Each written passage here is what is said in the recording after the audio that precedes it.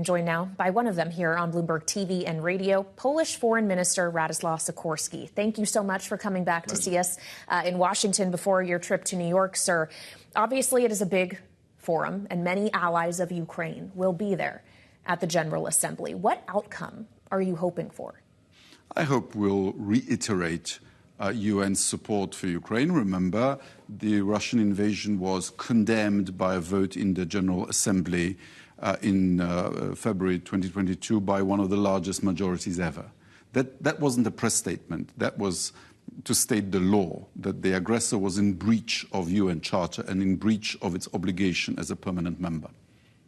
Well, so when we consider the fact that this war now is ongoing for, it will be more than 3 years, potentially, do you see that as fact that this is going to be a continuing concern for this body, for countries like yours, for the foreseeable future? Or are we reaching the point in which you could see an end? Only one person can decide about that. Russia could end this war in 5 minutes by Putin making a phone call to his chief of staff to get the hell out of Ukraine. Unfortunately, Ukraine and we don't have that option because it's Russia that is occupying Ukrainian territory. But we should stay the course.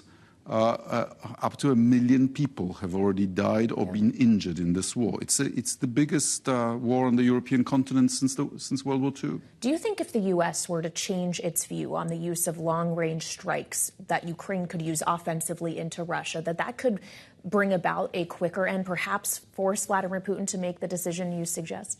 It would certainly help. I was in Kiev last week. On the way, I visited the Ukrainian city of Lviv and one of the buildings that was destroyed by a Russian caliber missile, in which a father saw the bodies of his wife and 3 daughters being brought out. Horrible. And Ukraine has the right and should have the technical ability to shoot down not only the missiles, but also the bombers that launch them, and also target the airfields from which they start.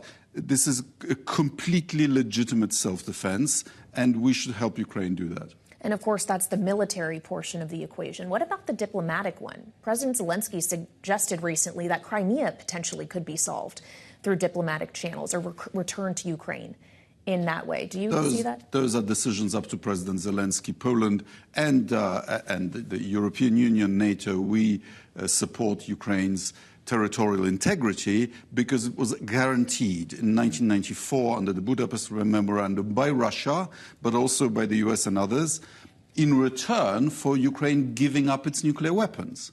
And also remember, Ukraine and Russia have a border treaty solemnly signed and ratified by who? By President Putin. I'd like to ask you, since we're here in the United States, about what is at stake for Poland in this election. This is actually something that was raised on the debate stage between Kamala Harris and Donald Trump just last week when she hit him specifically on the Polish population in Pennsylvania. This is what she said. And why don't you tell the 800,000 Polish Americans right here in Pennsylvania how quickly you would give up for the sake of favor and what you think is a friendship with what is known to be a dictator who would eat you for lunch? Sir, I understand you'll be spending some time with Polish Americans in other U.S. states while you're here as well, like Michigan. We don't take sides. Do they have a point? Does she not have a point? Should they not have reason to be concerned? We don't take sides in the internal affairs of our great ally, but we are grateful to our community here for their role in persuading U.S. Senate to approve the treaty to enlarge NATO. NATO continues to be important, and I will therefore be asking our compatriots, Americans of Polish origin, to continue that support, that ecosystem of our alliance. All right, I understand you not wanting to weigh in on the U.S.'s election, but Poland has one of its own coming up next year. Would you run for president? I didn't expect that question, but the party I belong to hasn't made its decision. We think the election will be about security, because Poland is actually the only EU and NATO country that has both Russia and Ukraine as a neighbor. And if it is about security, then we will make personnel decisions, which have not yet been made. But you won't rule it out. But if I make a decision, I will certainly announce it in Poland and not necessarily on Bloomberg TV, much as I like you. All right. Well, you can't blame me for trying, Minister. You've been very generous with your time today, and we appreciate your visit. Radoslaw Sikorski, the Foreign Minister of Poland, thank you so much, and safe travels to New York next week.